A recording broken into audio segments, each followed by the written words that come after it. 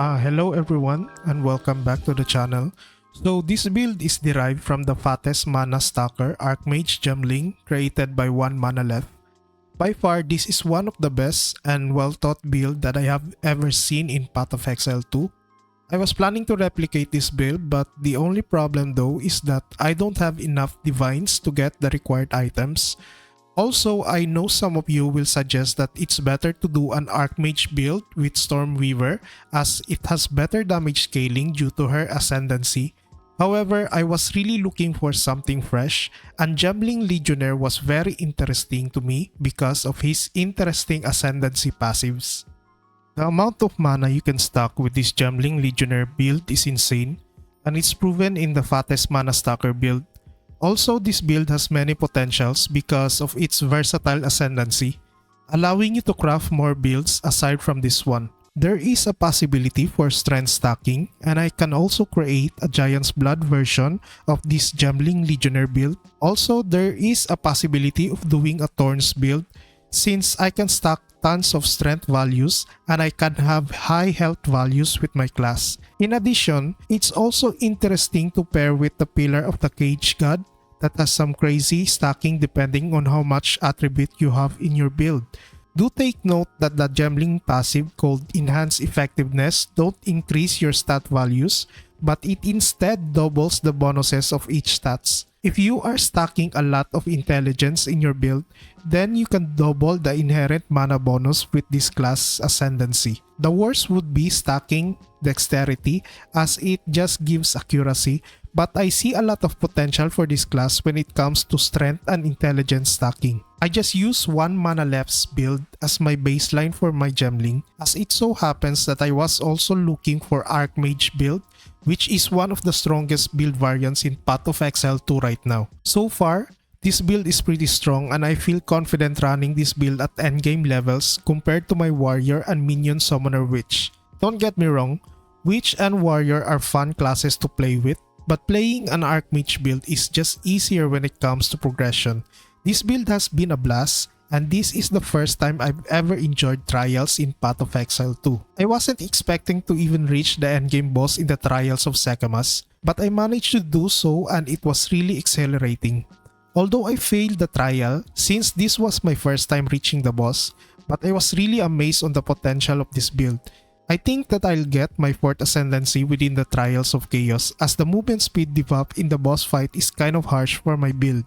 Right now, I only got 25% movement speed on my boots, and it's not even enough for the time stop phase of the boss in the Trials of Sekemas. Probably I'll get more chances of getting my 4th ascendancy against the Trial Master, because there seems to have no workaround for this fight than to get the boon that grants 40% movement speed or increase your movement speed within the passive tree. In addition, I think it would be better now to stack more damage as the Trial Master will have the same effective health from the Trials of Sekemas boss, and I'll be stacking more intelligence, mana, and damage to my build before trying the Trial Master boss fight. Right now, I don't need the 4th ascendancy in my build as I'm currently undecided whether if I go with Advanced Thaumaturgy or the Implanted Gems. The former grants 30% less skill costs, which cuts down the mana consumption of my build. This will allow me to spam my spark more often and even cut down some mana regeneration in my build. The latter grants +1 level to all skill gems, which grants more damage obviously. I think it would be better if I'll go with the Advanced Thaumaturgy, just like one mana left did with his build. Now, let me share to you build progression starting from campaign leveling until endgame mapping. After finishing the tutorial part, start your passive skill tree progression with intelligence nodes, which helps you unlock the spark skill gem.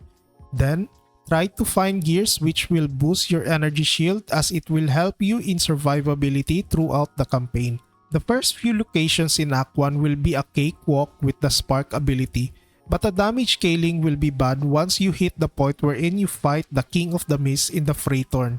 Try to stack up as much lightning damage, spell damage, or projectile damage to boost your spark skill. For the support gems, get Arcane Surge first, then go with Acceleration and Arcane Tempo later. The fourth support gem is for endgame mapping and its mobility so you can have better movement while casting Spark. In your campaign journey, focus on increasing the level of Spark and also getting Firewall, which will grant Spark extra bonus fire damage. After the King of the Mist fight, you will be awarded with your first Spirit Gem, and I strongly recommend getting Grim Fist as this will help you with survivability throughout your campaign journey. At endgame levels, however, we will be relying on remnants for survivability in mapping. It's because we will be converting all the energy shield we have from our equipment to mana with the Eldritch Battery passive. However, we will be saving the body armor and try to get high evasive stats on this as much as possible. This is because I also got Spectral Ward in the passive skill tree that grants decent energy shield bonus per evasive rating we have in our body armor. Now, this is good in progression too. When you still don't have Eldritch Battery, stacking evasion is great, especially if you can reach at least 60% during campaign. This pairs well with the energy shield you have from boots, gloves, focus, and helmet, which will get doubled by Grim Fist for every energy shield remnant you pick up after killing an enemy. Sparks leaves you vulnerable to attacks, especially against rushing monsters, and both evasion and energy shield will help you survive during the campaign levels up to the cruel difficulty of your journey. In your passive skill tree, the first two notables that you should get are Lightning Rod and Polymathy. This lightning passive allows your non-crit hits to be lucky, which means each spark will have better chances of hitting a critical hit. Remember that the ability shoots multiple projectiles and it can have 20 projectiles if you upgrade the quality of the gem and with the help of Gemling's passive notable called Crystalline Potential. Each of these projectiles will have a chance to deal critical hit with the lightning rod notables, which is really good in increasing the damage of this build. In the case of Polymathy, this will help us increase our attributes. We don't just increase the intelligence for the mana, but also dexterity so we can equip better evasive body armor later. By the way, in terms of jewels, these are just things I pick up during my progression, and these are anything that will increase my spark skill damage or have mana regeneration stats. Later, you can buy in the market good jewels which has mana regeneration, spell damage, or even casting speed.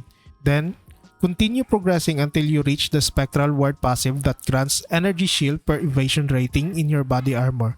By the time you are here, you already have the 4 ascendancy points for your Gemling Legionnaire, and I strongly recommend getting enhanced effectiveness first. This will greatly boost our attributes' inherent bonuses, and then continue in your passive skill tree until you reach the Eldritch Battery passive notable. But before getting this passive notable, try to get first Arcane Intensity, which boosts your spell damage per 100 mana. Also, get Pure Power, which grants lightning damage boost per intelligence, and as well as Power Conduction.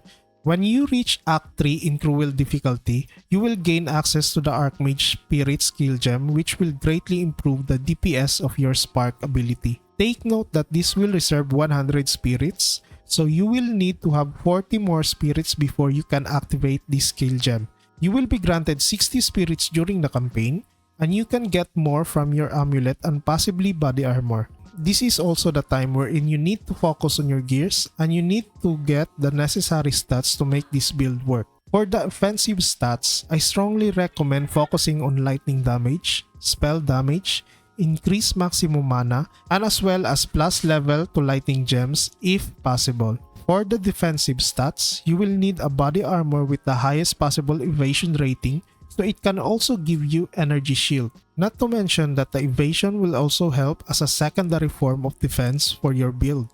Once you get body armor with the highest evasion rating, it's time to get Eldritch Battery and convert all those energy shield to mana. While doing so, make sure that you also have access already to Mind Over Matter, which is our primary source of survivability. This passive notable is broken when you can regenerate your mana pretty well. This is a great survivability setup for any class that can get this passive and stack mana regeneration easily. But be warned though, don't overspam Spark when you have this passive skill node.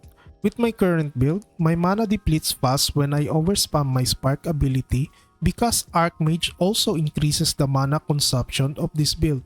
However, It greatly increases the damage of this build, and thanks to the passive cold branching bolts and as well as the other lightning passives I have on this build, my spark can deal massive damage even to tier 14 and 15 rare maps at endgame levels. Right now I am only using spark as my main damage dealing skill. Then I have Archmage with Lightning Mastery and Clarity as support gems.